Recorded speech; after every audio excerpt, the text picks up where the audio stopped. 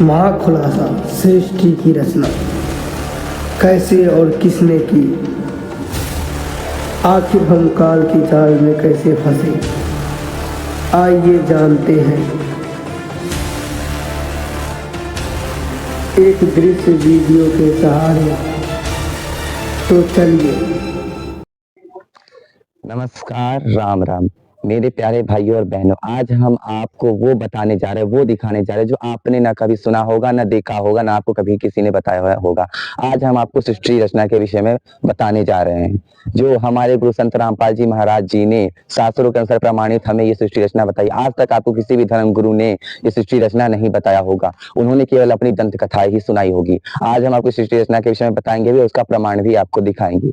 तो हम आपको बताते कि जब ये सृष्टि नहीं थी, जब सृष्टि में कोई भी मनुष्य, कोई भी नहीं था, जब कोई भी देवी देवता, किसी भी आत्मा की उत्पत्ति नहीं थी, तब असंख्य कमल के पंखुड़ियों पे कबीर साहिब जी विलक्षण विदेह विराजमान थे। हम कैमरामैन से रिक्वेस्ट करेंगे कि वो यहाँ पे आपको कबीर साहिब जी को दिखाएं। तो कबीर साहिब जी असंख्य कमल के पंखुड़ी पे विलक्षण विदेह विराजमान थे। अब मैं आपको बता दूं कि असंख्य का मतलब होता है जिसकी कोई संख्या ना हो, जो अनगिनत हो, और विलक्षण का मतलब हुआ है हमसे अलग और विशेष लक्षण। विदेह का मतलब मैं आपको बता दूं कि हमारा जैसे पंच तत्वों का शरीर, लेकिन इनका पंच तत्वों का शरीर, इनका नूर तत्व का शरीर है। इसलिए परमात्मा कबीर साहब जी अमर अविनाशी है, और इनके एक रोमकूप में करोड़ों सूर्य चंद्रमा जितना प्रकाश है। अब हम आपको आगे दिखाते हैं। अब आप यहाँ पे देख सकते हैं कि यहाँ पे परमात्मा कबीर साहिब जी अपने वचन से 4 लोकों की उत्पत्ति करते हैं। हम कैमरामैन से रिक्वेस्ट करेंगे कि आपको ये 4 लोक दिखाए, जिसमें प्रथम अगम लोक, अनामी लोक, अलख लोक और सतलोक। ये जिस तरीके से परमात्मा कबीर साहिब जी अविनाशी, उस तरीके से ये 4 लोक भी अविनाशी, इनका भी कभी नाश नहीं होता है। हम अब आगे आइए, आगे हम आपको दिखाना चाहेंगे। अब यहाँ पे आप देख सकते हो कि परमेश्वर कबीर साहिब जी अपने इन चार लोकों में, 4 स्वरूप में सिंहासन पे पुनर आकार में विराजमान होते हैं। ये अपने चारों रूप में अपना अलग अलग नाम से ये विराजमान है। जैसे ये अगम लोक में अगम पुरुष के रूप में विराजमान है, अनामी लोक में अनामी पुरुष के रूप में विराजमान है, और अलग लोक में अलग पुरुष के रूप में विराजमान है, सतलोक में ये सतपुरुष के रूप में विराजमान है। अब आगे आइए, आगे हम आपको दिखाएंगे। अब यहाँ पे आप देख सकते हो कि परमेश्वर कबीर साहब जी अपने वचन से 16 द्वीपों की उत्पत्ति करते हैं। ये 16 द्वीप भी अमर अविनाशी है, इनका नाश कभी नहीं था, और ये 16 द्वीप जो है ये सतलोक के अंदर में है। अब आगे आइए। अब यहाँ पे आप देख सकते हैं कि परमेश्वर कबीर साहब जी अपने वचन से अपने 16 पुत्रों की उत्पत्ति करते हैं। हम कैमरामैन से रिक्वेस्ट करेंगे कि ये 16 पुत्र जो कबीर साहब जी के, ये दिखाएं। ये अपने 16 पुत्रों की उत्पत्ति करते हैं। अब आगे आइए। अब यहाँ पे आप देख सकते हैं कि परमेश्वर कबीर साहब जी अपने 16 पुत्रों की उत्पत्ति करने के बाद उनको अलग से एक द्वीप रहने के लिए दे देते हैं, और उसके बाद अपने 16 पुत्रों में से एक पुत्र अचिंत्य जी को कहते हैं कि बेटा आप जाओ और सृष्टि की रचना करो। फिर अचिंत्य जी परमेश्वर कबीर साहब जी से आदेश लेके सृष्टि रचना के लिए निकल जाते हैं। यहाँ पे आइए आगे। अब यहाँ पे आप देख सकते हो कि अचिंत्य जी अपने वचन से अक्षर पुरुष की उत्पत्ति करते हैं। जैसा कि आप यहाँ पे कैमरामैन से रिक्वेस्ट करें कि अक्षर पुरुष को दिखाया जाए। ये अक्षर पुरुष है, ये इसकी उत्पत्ति अचिंत्य जी अपने वचन से करते हैं, और अचिंत्य जी ने कहते हैं कि परमेश्वर का आदेश है, हमें सृष्टि रचना करनी है, आओ चले सृष्टि रचना के लिए। तो ये अक्षर पुरुष कहता है कि मैं एक बार मानसरोवर में स्नान करके आता हूँ, फिर सृष्टि रचना करने के लिए चलेंगे। तो फिर ये कहते ठीक है, आप स्नान करके आ जाओ। अब आगे आइए। अब यहाँ पे आप देख सकते हो कि जब ये अक्षर पुरुष मानसरोवर में स्नान करने के लिए आता है, तो मैं आपको बता दूं कि ये जो अक्षर पुरुष है, इनका श्वासों वाला शरीर नहीं, जैसे हम श्वास लेते हैं वैसे श्वास नहीं लेते हैं, इनका भी नूर तत्व का शरीर। इसलिए जब ये स्नान करने के लिए आते हैं तो इनको मानसरोवर में नींद आ जाती है, सो जाते हैं, फिर बहुत समय तक सृष्टि की रचना नहीं हो पाती है। फिर परमेश्वर कबीर साहब जी अचिंत्य जी से पूछते हैं कि बेटा मैंने आपको सृष्टि रचना का आदेश दिया था, आपने सृष्टि की रचना क्यों नहीं की? तो वो बताते हैं कि मैं अकेला था, इसलिए मैंने अपने वचन से अक्षर पुरुष की उत्पत्ति की, ताकि मैं उसके साथ सृष्टि रचना कर सकूं। तो उनको मैंने कहा कि चलो सृष्टि रचना के लिए चलते हैं। तो उन्होंने कहा कि मैं मानसरोवर में स्नान करके आता हूँ, फिर सृष्टि की रचना करने के लिए चलेंगे। अब वो मानसरोवर में स्नान करने के लिए गए तो वो सो गए। आप देख सकते हो यहाँ पे अक्षर पुरुष मानसरोवर के अंदर में सो रहा है। ये आप कैमरामैन से रिक्वेस्ट है, ये दिखाएं। अब जब फिर वो अचिंत्य जी कहते हैं कि परमात्मा आप दया करके अक्षर पुरुष को जगाओ। फिर परमेश्वर कबीर साहब जी मानसरोवर के पास आते हैं, अपने हाथों में थोड़ा सा जल निकालते हैं, उसको गोल अंडे का आकार देके उसमें एक जीवात्मा को प्रवेश करा देते हैं, और उस अंडे को मानसरोवर के अंदर छोड़ देते हैं। अब आगे आइए। अब यहाँ पे आप देख सकते हो, मैं कैमरामैन से रिक्वेस्ट करूँ कि आपको दिखाए कि जब ये अंडा अंदर आता है मानसरोवर के अंदर, तो अंडे की गड़गड़ाहट की आवाज से अक्षय पुरुष की नींद खुल जाती है। अब आप किसी को आधी नींद में जगाओ तो वो बहुत ही गुस्सा हो जाए, ये स्वाभाविक है। तो इसी कारण से अक्षय पुरुष आधी नींद में जागने के कारण वो गुस्सा हो जाता है, गुस्से में ये इधर उधर देखता है कि किसने मुझे जगाया। फिर उसको सामने एक अंडा दिखता है, फिर वो अंडे को गुस्से से देखता है, उसके गुस्से के प्रभाव से अंडा टूट जाता है और उसके अंदर से क्षर पुरुष निकलता है, जिसे हम काल भी कहते हैं, ब्रह्म भी कहते हैं, ज्योति निरंजन भी कहते हैं। फिर परमेश्वर कबीर साहब जी इन दोनों को बाहर बुला देते हैं और इनके भाई अचिंत्य के साथ उनके द्वीप में इन तीनों को कबीर साहब जी भेज देते हैं। अब आगे आइए। अब यहाँ पे आप देख सकते हो कि परमेश्वर कबीर साहब जी अपने वचन से अनेकों हंस आत्माओं की उत्पत्ति करते हैं और इन आत्माओं का शरीर 16 सूर्य और 16 चंद्रमा जितना प्रकाशमान है। और जैसा कि मैंने आपको पहले बताया था कि परमेश्वर कबीर साहब जी के एक रोमकूप में करोड़ों सूर्य चंद्रमा जितना प्रकाश है, तो आप इनके पूरे शरीर की कल्पना कर सकते हो कि इसमें कितना प्रकाश होगा। अब आगे आइए। अब यहाँ पे आप देख सकते हो कि जब ये ब्रह्म जो है, ये काल सोचता है कि मेरे 15 भाइयों को अलग अलग द्वीप दे दिया गया है और हम तीनों भाइयों को यानी अचिंत्य जी को, अक्षय पुरुष को और क्षर को, काल को, हम तीनों भाइयों को एक द्वीप ही रहने के लिए दिया गया। तो ये काल सोचता है कि मैं तपस्या करके अपने पिताजी से एक अलग द्वीप रहने के लिए लूंगा, इसलिए एक पैर पे ये खड़ा होकर 70 युग तक तपस्या करने लगता है। फिर जो सतलोक की जो कुछ आत्माएं हैं वो इन्हें देखने लगती है और वो कहते हैं कि ये देखिए जवान है, इतना सुंदर है, युगों युगों से ये तपस्या कर रहा है। अब आगे आइए।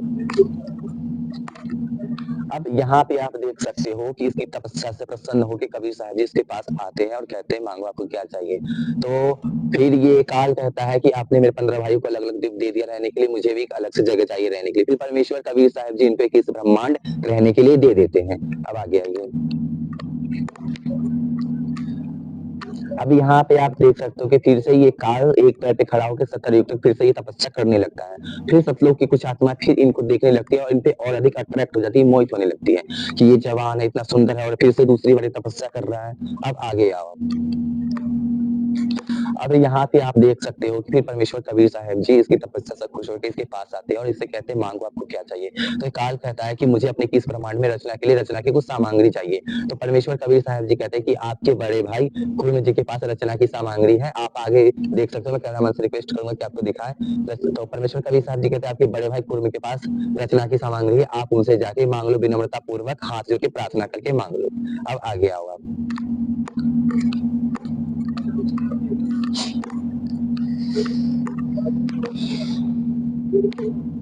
अब यहाँ पे आप देख सकते हो कि जब ये काल अपने बड़े भाई कुर्मी के पास आता है तो इनको कहता है कि मैंने 70 युग तक तपस्या की थी और पिताजी से मैंने ये रचना की कुछ सामग्री मांगी थी। उन्होंने कहा था कि आपके बड़े भाई कुर्मी के पास है तो आप इसलिए मुझे रचना की सामग्री दे दो ताकि मैं अपने एक इस ब्रह्मांड में रचना कर सकूं। तो कुर्मी जी कहते हैं कि पहले मैं पिताजी से पूछूंगा, कबीर साहब जी से पूछूंगा, तब आपको रचना की सामग्री दूंगा।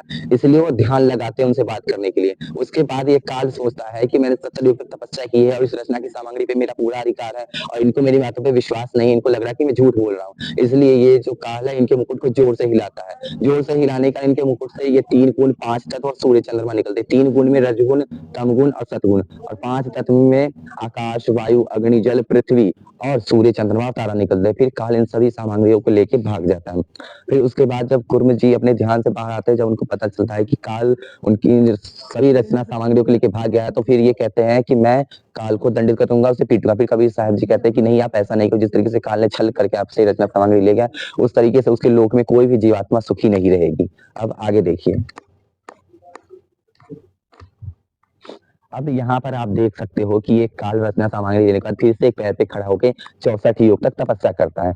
अब ये तीसरी बार सतलोक की आत्मा फिर इन्हें देखने लगती है, अपना भक्ति करना छोड़ देती है और इस पे मोहित हो जाती है, पूरी तरीके से अट्रैक्ट हो जाती है। अब आगे देखिए।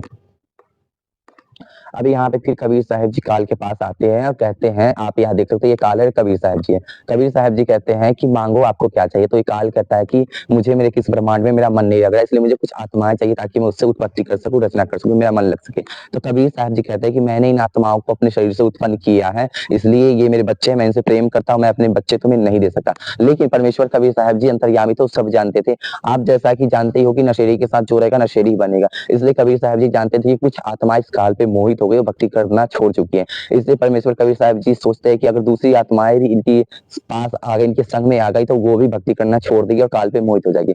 इसलिए कबीर साहब जी कहते हैं कि अगर जो भी आत्मा स्वेच्छा से अपनी इच्छा से आपके साथ जाना चाहती है, उस आत्मा को आप ले जा सकते हो। इसलिए आप सतलोक के अंदर आओ, हम पूछते हैं कौन सी आत्मा आपके साथ जाना चाहती है। अब आगे देखिए। अब यहाँ पे देखिए, यहाँ पे परमेश्वर कबीर साहब जी आते हैं और सभी आत्माओं से पूछते हैं कि कौन सी आत्मा है जो काल के साथ जाना चाहती है। अब देखिए, कोई बेटा अपने पिता के सामने बोलने की हिम्मत नहीं करेगा, कोशिश नहीं करेगा, बोल नहीं पाएगा, वो सिर झुका लेगा। इसीलिए सारी आत्माएं चुप हो जाती है, अपना सिर नीचे कर लेती है। फिर मैं कैमरा से रिक्वेस्ट करूंगा कि आपको दिखाए, फिर सारे बहुत देर तक सन्नाटा रहने के बाद एक आत्मा सबसे पहले हाथ उठाती है, जिसको आप देख सकते हो, वीडियो में देख सकते हो। तो ये आत्मा हाथ उठाती है कि मैं काल के साथ जाना चाहता हूँ। अब आगे देखिए। अब यहाँ पे आप देख सकते हो कि जब ये आत्मा हाथ उठाती है तो सारी आत्मा सोचती है कि ये आत्मा काल के साथ जाएगी तो यहाँ पे मौज करेगी, सुख से रहेगी, इसलिए हम सब भी जाएंगे। तो फिर इनके देखा दे कि सारी आत्मा हाथ उठा देती है, जाने के लिए तैयार हो जाती है। तो फिर ये कबीर साहब जी कहते हैं कि काल तुम अपने लोक में जाओ, मैं इन सारी आत्माओं को तुम्हारे पास भेज दूंगा। अब आगे देखिए। अब यहाँ पे आप देख सकते हो कि जिस आत्मा ने सबसे पहले हाथ उठाया था, कबीर साहब जी उस आत्मा को यहाँ पे आप देख सकते हो नारी का रूप देते हैं, नारी की वर्दी, उसे नारी का शरीर देते हैं। और जो अन्य आत्माएं थी जिन्होंने हाथ ऊपर किया था, उन सभी को ये सूक्ष्म रूप में इनके अंदर समाहित कर देते हैं। जैसा कि आप देख सकते हो कि चिप में जैसे म्यूजिक होता है, सॉन्ग होता है, मूवी होते हैं, सीरियल्स होते हैं, उसी प्रकार परमेश्वर कबीर साहब जी सारी आत्मा को सूक्ष्म करके, छोटा करके इनके शरीर के अंदर समाहित कर देते हैं। जैसा कि आप इस नारी को देख सकते हो, और इस नारी का नाम परमेश्वर कबीर साहब जी प्रकृति रखते हैं। अब आगे देखिए। अब यहाँ पे आप देख सकते हो कि प्रकृति की उत्पत्ति के बाद परमेश्वर कबीर साहब जी अपने वचन से अनेकों हंस आत्माएं और नारी की उत्पत्ति करते हैं, और इन नारियों का वो अपने वचन से अपनी हंस आत्माओं से विवाह करा के उनकी घर गृहस्थी बसा देते हैं। अब आगे देखिए। अब यहाँ पे आप देख सकते हो कि जब ये प्रकृति इस काल के पास आती है, तो काल इसकी सुंदरता को देख के, इसके सौंदर्य को देख के काल इससे अट्रैक्ट हो जाता है, मोहित हो जाता है, और इसके साथ गलत काम करने का अभद्र कोशिश करता है, इसके साथ अभद्र गतिविधि करता है। तो फिर ये प्रकृति कहती है कि जिस परमात्मा ने आपकी उत्पत्ति की, उसने मेरी भी उत्पत्ति की है, इसलिए आप मेरे बड़े भाई हुए और मैं आपकी छोटी बहन हुई, इसलिए आप मेरे तरीके से इस तरीके से अभद्र गतिविधि मत करो, अभद्र व्यवहार मत करो। लेकिन ये काल नहीं सुनता है, नहीं मानता है, इनके साथ जबरदस्ती करने की कोशिश करता है। तब ये देवी प्रकृति अपना सूक्ष्म रूप बना के इसके मुंह के माध्यम से इसके पेट के अंदर चली जाती है। अब आगे देखिए। अब यहाँ पे देख सकते हो कि ये देवी प्रकृति इसकी काल के पेट के अंदर चली जाती है, और इसके पेट के अंदर जाने के बाद वो प्रार्थना करती है, परमेश्वर कबीर साहब जी को बुलाती है कि परमेश्वर मुझे बचाओ, ये काल मेरे साथ गलत काम करने की कोशिश करता है। फिर आप यहाँ पे देख सकते हो कि परमेश्वर कबीर साहब जी अपने बेटे, जो उनके 16 पुत्र में से एक उनका बेटा है जोगजीत, तो अपने बड़े बेटे जोगजीत के रूप में आते हैं। और आप आगे देखिए यहाँ पे। और उसके बाद परमेश्वर कबीर साहिब जी इस काल के पेट से प्रकृति को निकालते हैं, और काल को वो श्राप दे देते हैं कि तुम प्रतिदिन 1 लाख जीवों को खाओगे और 1.25 लाख को उत्पन्न करोगे। ये काल को श्राप दे देते हैं। उसके बाद परमेश्वर कबीर साहब जी इस काल को और प्रकृति दोनों को 21 ब्रह्मांड सहित इस सतलोक से निकाल देते हैं। अब आगे देखिए। अब यहाँ पे आप देख सकते हो ऊपर में कि परमेश्वर कबीर साहब जी इस प्रकृति और काल को 21 ब्रह्मांड के साथ इनको सतलोक से निकाल देते हैं। अब आगे देखिए। अब आप यहाँ पे देख सकते हो कि जब परमेश्वर कबीर साहब जी इस दोनों को सतलोक से बाहर निकाल देते हैं, तो काल को जो श्राप मिलता है कि 1 लाख जीवधारी प्राणियों को प्रतिदिन खाने का और 1.25 लाख को उत्पन्न करने का, तो इस श्राप के कारण काल का जो स्वरूप है वो विकराल हो जाता है, भयंकर हो जाता है। उसके बाद काल प्रकृति के साथ जबरदस्ती विवाह करने की कोशिश करता है। तो ये प्रकृति काल को समझाती है, वो अपनी सुरक्षा के लिए बचने की कोशिश करती है कि देखो, जिस परमात्मा ने आपकी उत्पत्ति की, उसने मेरी भी की उत्पत्ति की, इसलिए आप मेरे बड़े भाई हुए और मैं आपकी छोटी बहन हुई। और दूसरी बात की मैं आपके पेट से निकली, इसलिए मैं आपकी बेटी भी हो गई। तो आप मेरे साथ इस तरीके से गलत अभद्र गतिविधि, गलत काम मत करो, वरना आपको महापाप लगेगा, एक गलत संयोग बनेगा। लेकिन ये काल नहीं मानता, इनके साथ जबरदस्ती व्यवहार करता है, और दोनों के पति पत्नी सहयोग से इनके 3 पुत्र का जन्म देते, 3 पुत्र की उत्पत्ति करते हैं। अब आप उनके तीनों पुत्रों को देख सकते हो। प्रथम है ब्रह्मा जी, और दूसरे ये विष्णु जी को आप देख सकते हो, और तीसरे ये शिव जी। तो ये जो काल है अपने तीनों पुत्रों को छोटी सी आयु में बेहोश करके कमल के फूल पे सुला देते हैं। अब आगे देखिए। अब यहाँ पे आप देख सकते हो कि फिर बहुत समय व्यतीत होने के बाद ये काल ये प्रकृति दुर्गा के सामने ये प्रतिज्ञा करते, जैसा कि प्रकृति को दुर्गा भी कहते हैं, माया भी कहते हैं, आदि माया भी कहते हैं। तो प्रकृति के सामने, दुर्गा के सामने ये वचन लेता है, ये प्रतिज्ञा करता है कि आज के बाद मैं कभी किसी के सामने अपने असली रूप में, अपने वास्तविक रूप में नहीं आऊंगा। तो इसलिए ये काल कहता है कि चाहे कोई कितना भी जप तप हवन यज्ञ कर ले, मैं कभी किसी के सामने अपने असली रूप में नहीं आऊंगा, क्योंकि इस काल का जो चेहरा इतना भयंकर, इतना खतरनाक है कि अगर ये अपने पुत्र ब्रह्मा विष्णु शिव के सामने आ जाए या यमराज के सामने आ जाए कि वो भी इसको देखते ही मर जाएंगे, क्योंकि इसका चेहरा इतना भयंकर और खतरनाक है। अब आप यहाँ पे आपको कल्पना के तौर पे काल का चेहरा दिखाया जाता है, लेकिन काल इससे भी भयंकर और खतरनाक है। अब ये जो राधा स्वामी वाले है या जो हमारे अन्य धर्म गुरु है, वो कहते हैं परमात्मा निराकार, ऐसा कुछ नहीं, परमात्मा निराकार नहीं है। वो काल तक की भक्ति जानते, काल तक की भक्ति करते, इसलिए काल उनके सामने प्रकाश के रूप में आता है, अपने असली रूप में नहीं आता है, तो इसलिए उनको प्रकाश दिखता है, तो वो कहते हैं परमात्मा निराकार, जबकि परमात्मा निराकार नहीं है। ये मैं आपको आगे प्रमाण भी दिखा सकता हूँ। अब आगे देखिए, अब यहाँ पे आप देख सकते हो कि जब दुर्गा जी के तीनों पुत्र ब्रह्मा विष्णु शिव 14 वर्ष के हो जाते हैं, तब दुर्गा जी इन तीनों को होश में लाती है और तीनों को तीनों गुण और तीनों लोकों का स्वामी बनाती है। रजगुण विभाग के ब्रह्मा जी को, सतगुण विभाग के विष्णु जी को, तमगुण विभाग के शिव जी को। स्वर्ग का स्वामी बनाती है ब्रह्मा जी को, पाताल का स्वामी विष्णु जी को और पृथ्वी का स्वामी बनाती है शिव जी को। अब आगे देखिए, अब यहाँ पे दुर्गा जी अपने तीनों पुत्रों के विवाह के लिए अपने वचन से 3 कन्याओं की उत्पत्ति करती है। जैसा कि आप देख सकते हैं, 3 कन्याओं में प्रथम है सावित्री जी, दूसरी है लक्ष्मी जी, तीसरी है पार्वती जी। अब ब्रह्मा जी का विवाह वो सावित्री जी से कराती है, विष्णु जी का विवाह लक्ष्मी जी से और शिव जी का विवाह पार्वती जी से करा देती है। अब आगे देखिए, अब यहाँ पे आप देख सकते हो कि यहाँ पे दुर्गा जी अपने तीनों पुत्रों का विवाह करा देती है। उसके बाद इन तीनों को आप इनके लोक में भेज देती है और इन तीनों को सृष्टि को चलाने के लिए बोल देती है कि आप जाओ अपने लोक में और सृष्टि को चलाओ, सृष्टि का कार्यभार संभालो।